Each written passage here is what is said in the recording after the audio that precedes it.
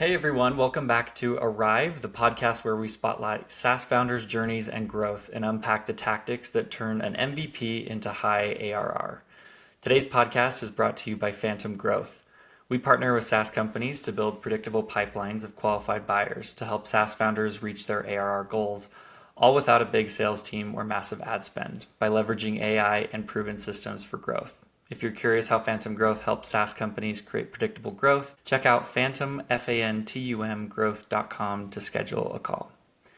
Today's guest is Jason Pearsall. Really excited to have him here. He has a really unique background. Jason's the co-founder and CEO of Club Caddie, a cloud-based golf course management platform acquired by Jonas Software in 2020. He's an attorney and golf course owner. Jason brings firsthand operator insight to the tech he builds. He leads the company's vision, focusing on making powerful software accessible to golf facilities of all sizes. He's passionate about innovation, and Jason is a strong advocate for integrating AI to improve efficiency and elevate the customer experience in the golf industry. Thanks for being here with us, Jason. Thanks for having me, Austin, and for your kind introduction. Yeah, of course. You've got some really cool, interesting background here, and I'm excited to dive into it and learn more about how you came from being an attorney to a golf course owner. So I have a lot of questions here for you, and I know our listeners are going to be curious to hear about that as well. So I guess let's just start from the beginning. Tell me about your experience originally as an attorney. Yeah, I'm even going to go back a little bit further and maybe start with golf. I was a competitive golfer. I mean, not super good, but I played on my high school team and loved the game of golf. But my father was a country club general manager, and I spent, my early years every summer working at his club, and starting from picking up pop cans to picking up balls on the driving range to running carts to bartending eventually and working in the pro shop, etc. So I just worked every job kind of organically as my jobs up through college. Got into college and, played less golf just generally, and eventually went to law school and started to practice law. I was in-house counsel for a large public company in the automotive and technology industries, and didn't play any golf at all during that period. Just early lawyer, you're grinding it out, working ridiculous hours, and trying to kind of make a name for yourself. But I really wasn't happy. I didn't enjoy what I was doing, and I got at least a couple years into a point where I had like a free Saturday, and I went and played golf with some buddies and played terrible, just well below at least the handicap that I think I have, and I wanted a drink, and I couldn't, there was no bev card out in the course, and I was frustrated. And I just thought, like, there has to be an app for this. So we built an app initially called Golfler that was a food and beverage delivery system that connected to a golf course and, kind of point of sale, and then allowed those orders to be coordinated. And it seems like a great idea. If you're a golfer, like, you would be like, oh, yeah, I would use that. And the reality was golfers did want to use it, but logistically it wasn't practical for golf courses. And it's something that we discovered through that process. When golf courses are busy, they're not going to watch an app because they're just going hole to hole and scrambling to make sales. And when they're slow, they don't staff it to run food and beverage delivery systems. So just as I understood golf operations more and more, and really got into the space as a entrepreneur in golf, I recognized that we needed to pivot, or this business idea wasn't going to work. Along that same time, I had some friends that were PGA professionals and a golf course superintendent who recognized there was this opportunity to buy a golf course in Flint, Michigan, right around the time of the water crisis, when property values and real estate were already very low and they were already driving things lower. So we had the opportunity to buy a beautiful golf course that had a 20,000 square foot clubhouse and a banquet center and a sports bar and tennis courts and a pool. And it was a country club, and our vision was to turn it public. And so we did. So now I was doubly invested in golf as a young, dumb entrepreneur.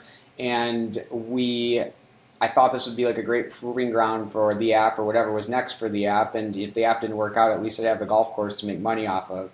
And that was a long lesson. I realized that golf courses are not very profitable. They operate at razor thin margins. And that at least then, golf courses did not have a good solution to really even know how they were doing, what a financial picture of their golf course looked like. That's because golf courses are like a lot of small businesses in one. You have a reservation system and retail inventory and multiple restaurants and a mobile beverage cart, and you may have a reservation system for maybe your simulators or your lessons, and all of these have different customer databases, different payment processing, different payment processing. Some do them on cash basis, some do it on accrual basis. Like, it was a mess to try to figure out what was going on at our golf course, and then a full event management software and banquet and wedding software, and there's all of these different systems that didn't talk to each other, created for us a real problem running our operation in our golf facility. So that was kind of the vision, or that was the pivoting point, as we realized that the initial golfler system that we built was a food and beverage delivery system, but it included a rudimentary point of sale. We needed to build a tee sheet. That was kind of the second module, and here we are, like 85 modules, and a good chunk of the market in public golf courses using our software later, with a bunch of learning lessons. But it was a pivot originally from a food and beverage delivery system into full golf course management software that we were lucky to sell in 2020 to a public company called Constellation. Amazing. Did you have any competitors at this point when you were looking at fully automated golf software that you had already seen going into it? Yeah, we did. And going into that competitive analysis, we recognized like we needed to figure out a little bit of a different niche. And so at that point, there were legacy server-based club management systems. Some of them still exist today, right? That were running typically primarily clubs that were more like ours, that were full service, had amenities, multiple restaurants, multiple points of payment, members, customers that were public, etc. And those all required you to go to legacy systems. And then there was early cloud solutions that were primarily made for very simple golf courses. Like, you have a golf shop and you have a golf course and you don't have all those other amenities. And so our vision was we need to build the first cloud solution that is able to do everything, right? The club solution, not just a golf course solution. And so we started building a cloud-based club management solution in 2015, and it really took us a couple years. Having that proving ground, that golf course that I was a partner at, to be our testing ground was so critical, because it took us 3 years to get it to a point where it could just run our club, let alone any other clubs. And we started building that in 2015 and really didn't even start running our club on it until 2017, and really didn't feel comfortable on it until 2018 when we started to look for more clients to use it. Did you notice that your competitors were starting to do the same things that you did? Not so much. Like, they were all in, focused on how do I build the best tool for the golf courses that are coming to me, which were a lot of public, municipal, more simple daily fee type courses. And there's plenty of those, right? So they had plenty of opportunity to stay busy and to grow those companies based on that.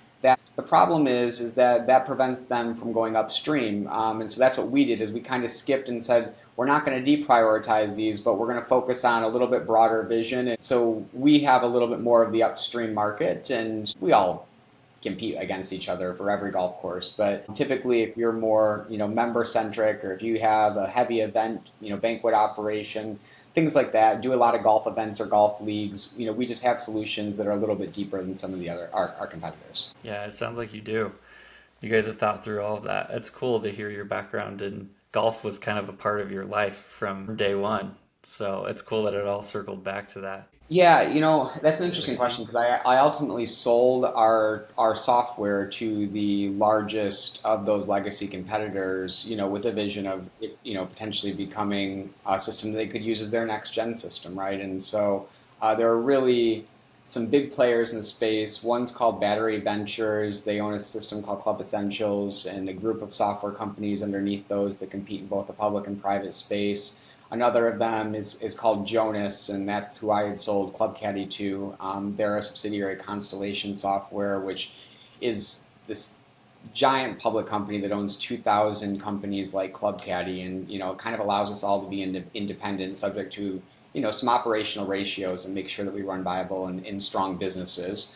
But really cool business, and there's a handful of other competitors in the space that really, are venture capital firms or private equity firms. Golf Now, owned by Comcast NBC, is a competitor of ours. So there's a lot of players in the space, but there's a lot of golf courses too, and kind of enough diversity amongst those courses to ensure that all of us have a place. Yeah.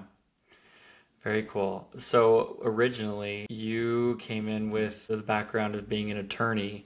How did you go about finding developers and people to build the software? Did you have any experience with that beforehand?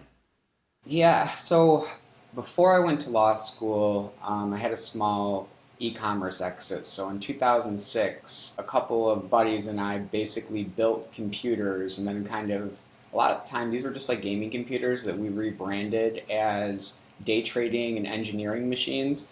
And it was weird. We found this niche where like there were these universities that were going to RFP to like basically just have gaming computers built in non-gaming computer cases in order to be used for like engineering and video rendering and all these different use cases. So we would just build into those specs and have like a hardware cost of like $2,000 and be able to sell these computers for like $12,000 to these, these through these RFP processes. So we found this little niche and we were able to get up to like I don't know, a little less than $2 million in annual recurring sales over a 3-year My period. gosh. And we grew that like through an e-commerce website and back then through eBay, just selling computers, and then through these RFPs that we'd bid into a couple of clients that we had built relationships with that kept on saying like, I don't know, it's nice because once we had a relationship and they trusted what we were giving them, we would be able to win that business more consistently, just like it works anywhere else, right? But I had an opportunity to sell that business, and then that was like I went to law school, was drawn back to be an entrepreneur because I was just happier as an entrepreneur than a lawyer.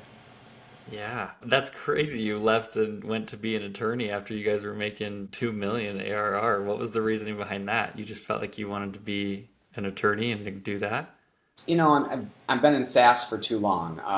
This was not ARR. These were every time we were making sales, right? So this is not guaranteed revenue for one. Second, I saw we were building computers, and as computer die was shrinking, we recognized that like the computer that's in your pocket right now is more powerful probably than the computers I was building in 2006. And so we recognized that desktop computers were not the future, and if we had an opportunity to get out of that business now, it made sense because we were young and we weren't going to stay in, building desktop computers for the rest of our careers, right? And really, we more stumbled into that opportunity than really had planned it. Like I'd always planned to go to law school. It's just right out of college, this opportunity just kind of, I don't know, just fell into my lap, and it was just a pit stop. So how has being an attorney helped into and kind of finagled its way into what you do now? Has it been a helpful background? Yeah, I mean, look, it's useful. I think that first, what law school prepares you to do is not really be an attorney. The bar prep materials that you study are what really teaches you the law. At least it teaches you to apply the law in the circumstances in your state or wherever, right? But law school teaches you to think a little bit more analytically and just be thinking a lot more of if this then that, if this then that, and that's a strong skill as an entrepreneur to be a good analytical thinker. And I've found value in some of just my practice of being an entrepreneur has benefited from the education I received as a lawyer in analytical thinking. Aside from that, I did do corporate law. I mean, that was primarily where I worked after law school. So I had a lot of experience in reviewing contracts, preparing agreements, and securities documentation that was required for fundraising, et cetera. I was able to commit more of my early dollars in seed round to R&D and to development, using offshore developers than less on legal, and I did most of the legal work myself. So there were some advantages. On a day-to-day today, though, at this point we have in-house counsel, we have access to it at our company, so it's just, I try to stay as far from that as I. Yeah. But that was probably really helpful early on. You kind of got to probably assist in all of that too. Save you guys some early cash. Yeah, That's a exactly. great skill. So what early challenges did you encounter when you were building this? Yeah, well, like first, remember that it launched as Golfler, which had a failing business model. And so our first challenge was pivoting and finding something that actually provided value to clients. There we were building something for the clients of our clients, an amenity that golfers could use that may not really benefit the golf course or be advantageous for the golf course, but actually create additional burden for them. So when we pivoted, we recognized like we need to build something that makes their lives easier and not more complicated. And that was the kind of genesis of how we started scoping out the product. So, that was early learning, early transition is it needs to be to either make more money for your customer, make their life easier, but ultimately the combination of those two things is the value that your product is to, whoever's buying it, right? So the next step was we thought, well, there's a million ways we can make golf course operators' jobs easier, but the problem is all of in order to really move the needle, all these systems need to talk to each other, and it just needs to be one system. So now the challenge is shit, we got to build like 50 apps. We're not just building one app, we're building 50 apps, and they all have to talk to each other and work together and be planned to work together. So that was a massive development cycle. Did Today you we merge have the API of any other SaaS companies, or did you guys build that all? Yeah, we built everything organically, natively from ground up, right? And today, I have anywhere between 70 and 90, just kind of depending on the year and where we're at with headcount on our dev team, full time to support that product line. And so, as an early stage startup, starting with one CTO and then initially another developer, and then finally I think we raised some money and got up to like 5 or so, but we just went really, really, really slow. It took forever. And it's hard to find investors that have the gulf for that. And I couldn't. I ended up, exhausting all my friends, family, and personal funds before eventually, just we had to get to a point where we were driving revenue or else we couldn't survive anymore. And that timing just worked out, that we'd finally gotten to the product to a stage that I was out of runway. Fortunately, we were able to, from there, do well quickly. But a key takeaway there for entrepreneurs is like, everybody thinks I'm going to launch my product and checks are going to be lined up. And that's not how it works. Checks come in particular, from one of three sources. They're either going to come in from, family offices and angel investors, and those people invest on passion. They invest on things that matter to them. They invest on belief in the founder, but they invest more on gut instinct, less on things that are tangible. And you need that as an early stage company because you don't have any data and you don't have any metrics and you typically don't have any revenue. At the same time, you then go to venture capital and private equity firms. They're never going to write you a check if you don't have revenue, and they're not going to invite you a check if if your growth story isn't really good and they're seeing a hockey stick. And so to waste time with them is truly just a kind of waste of time. And I definitely wasted a lot of time, on my journey with private equity firms and venture capital firms that wanted to meet for me for the stage my company would eventually be, but wasn't yet. And when you get at that stage, they're just everywhere. Like you will have no problem raising money, but if you focus on it's got to be a growth story, adding customers, adding revenue, or profitability as your goals, fundraising is not tough. If you're trying to raise funds and you don't have those things, friends, family, yourself, if you're lucky, an angel network or family offices that believe in you, but it's not going to come from private equity or venture capital. And just advice to entrepreneurs out there, don't look for it there. How long did it take you guys to become profitable? 9 years, like literally we just got there. So long journey, but we had That's a grind. a couple million in EBITDA every year at this point, kind of moving forward, which is exciting, and it starts to add up as we go. So cool. Did you pay yourself during that, or how did you stay afloat for those 9 years? So for the first 4 years of the journey, I didn't pay myself. I was funding and investing in the company, and that was tough. Like I was literally running out of runway. When we sold in 2020, partially it was because like I couldn't continue to work and pay myself, and the company was scaling, or I couldn't fund myself like my life anymore, right? So I needed to get a paycheck. And also, the company was scaling more quickly, and we didn't have the headcount to support it. And it required a lot of hires in a short period of time to make that happen. And so I had spent so much time trying to raise money. I'd actually gotten to the point where we had a Series A almost fully committed, and instead chose to exit and sell to Constellation. And it was just a different route to go as an exit. Of course, it was nice to have and make some money at that deal, but I wanted to stay involved in the business, and so I had the opportunity to participate in an earn-out, and based on how the business does, I continue to benefit from that, even though I don't own the company anymore. which is I don't know, it's been a model I've been really happy with and excited about, especially over the next 5 years. It's really exciting. Really exciting. During that time in those 9 years, did you ever think, I'm just going to go back and be an attorney? This is too hard? Mm-mm. You were dedicated.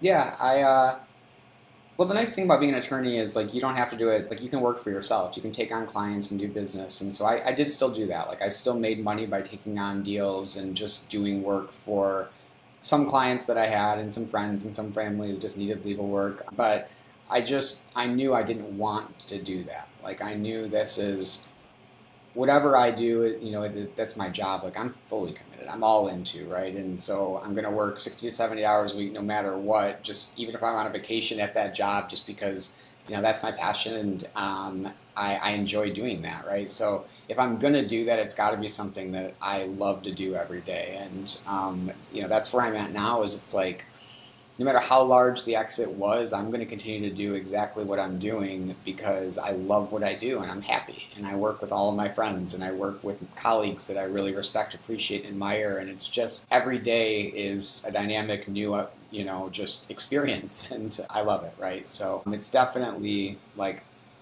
I got into being an entrepreneur and creating this business, not because I thought it was the quickest way to make a lot of money. I got into it because it's such a long and hard and difficult journey that if you don't love the ride, then it doesn't really matter where you end up. That's a great point. That's a great point. I realized that I needed to be an entrepreneur because I just got bored at jobs. I realized I kind of like a little bit of a little drama in life, where things are up and things are down, and it just keeps things entertaining. It doesn't mean it's easy, but it allows me to also have the freedom to create. And I think as entrepreneurs, like we kind of all have that certain itch, and if it wasn't a passion, we wouldn't actually get to the end result. So that's really inspiring to hear what you have to say there on, those 9 years. And I think a lot of us just think there's just going to be success day one, day two, but that's a grind. That's tough. Yeah, it is, and um, it's worth it though, right? Like it's just when you get to the other side of it and your business and your product are making money and every day you see customers are satisfied with it, like you never look back and are like, oh my God, was it worth it to go through all of that? Like you just know it and you feel it and it's so rewarding. That's awesome. So where is Club Caddie at today, and where do you see it in the coming years? I mean, we're going on 500 golf courses. Our next milestone is 10 million annual recurring. We're continuing to grow at a steady pace, and we hope to just keep the pedal to the metal, right? So you're always looking at, what are your growth stories? What are your EBITDA? Those are the two numbers that, as you become a more mature company, really matter. The less growth that you're having, the more that EBITDA matters, and the more, and really growth feeds the upside or the highest number of revenue that you can get to, right? So your EBIT is never going to be as high if you don't have growth driving it. A lot of companies get to a stage where they start to decline in growth or have negative growth, and when that happens, like it's all about like, well, how do we make more from the clients and how do we reduce the cost of R&D and have less innovation? And my mission running the company is to keep this thing relevant as long as we can, to continue to innovate, to do things that others aren't doing. And probably our margins might be lesser than some of my competitors at this stage, but I think that we're already seeing and we'll see over the next 5, 10, and hopefully 20 years that the choice that we made to continue to invest in our people and our product for our clients' benefit, it was the right long-term approach. Awesome. Yeah, I loved hearing everything that you shared there, and kind of going with you on that journey and hearing where you guys are at. That's amazing success, and reaching for 10 million is an awesome goal. So it's so cool to hear what you've done. Where can our listeners go and find out more about Club Caddie? Clubcaddie.com, easiest place to see kind of the whole product suite. We have social pages all under Club Caddie for that. I am happy to connect with anybody on LinkedIn as well. I'm pretty active there at Jason Pearsall. So, Jason, if you had to start over from scratch today with no brand, product, money, what would be the first 90 days look like for you? Yeah, it would have been a lot more planning. Like then, and I was young, and I thought it's all about effort. It's all about what you do every day and just continuing to check boxes and moving needles, and all of it will eventually come together. And in doing that, I wasn't efficient at all with my use of time. I spent time, meeting with investors that weren't likely to invest in my company.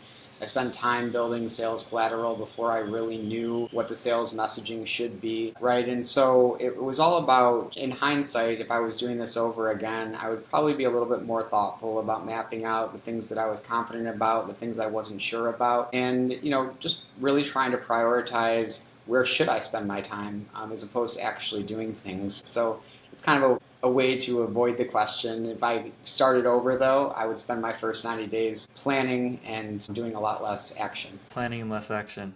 That's a great insight. We feel so good when we're taking action, don't we? We're like, I'm moving the business, I'm moving the needle. But it's true, in those moments that I kind of step back and plan and like look at everything, it's like what they talk about in the 7 habits of highly effective people in the 4 quadrants. We tend to be in the first quadrant all the time. We're always fighting the fires. We're doing the things that feel like they're the most productive, but it's those tier 2 items where we're planning for the future to avoid more of those unnecessary tier 1s that can help to really grow the business. So Yeah, it's I always great say if I'm insight. operating in that the fourth quadrant, or the, what is it, important urgent quadrant, like, I've fucked up. Frankly, I've made a mistake because it's gotten to that. If something's gotten to the point where it's important and urgent, then there's been a mismanagement process earlier in. So it's always trying to operate in that second quadrant that, you can build the best businesses. An example, like, in hindsight, just reflecting on a mistake we made in our first 90 days is, then I thought it was all about race to market, right? I've got to be first with this product in the market. There's some competitor out there that's operating stealth and is going to come out first, and if they beat me to it, I'm in trouble. And so it was all about like a rush to launch. And the problem is that if you launch but you don't have a solid sales and marketing plan, and you don't have a way to ensure that you grow, it actually really hurts your business, because you're going to get a sudden uptick immediately when your product launches and when it gets some buzz. And so it goes up like this a little bit, and then all of a sudden nothing else happens and it totally drops, right? And that's a huge problem for your business. So you shouldn't really launch your product until you have a plan to make sure that after the launch, step 2 happens, and then step 3, and then step 4, and all of it is going to make sure that you're trending up as opposed to, at all trending down. And there's just little things like that, I was so quick to act and rush into problem solution, that I didn't really look at the big picture of, am I solving the right problems? Are these the right long-term solutions? And, am I really, really moving the needle in what I'm doing? Very insightful. Very insightful. Well, thank you so much, Jason, for your time and for your insights. I know it's been valuable to our listeners who are maybe sitting in, year 2 of where you were, of those early 9, and it's frustrating and hard. And so it's great to hear your perspective. I know that you've been able to give some great value there. So appreciate you being on here today, and wish you and Club Caddie all the best. Thanks, Austin. Glad to be here. Have a great rest of your day. Thanks.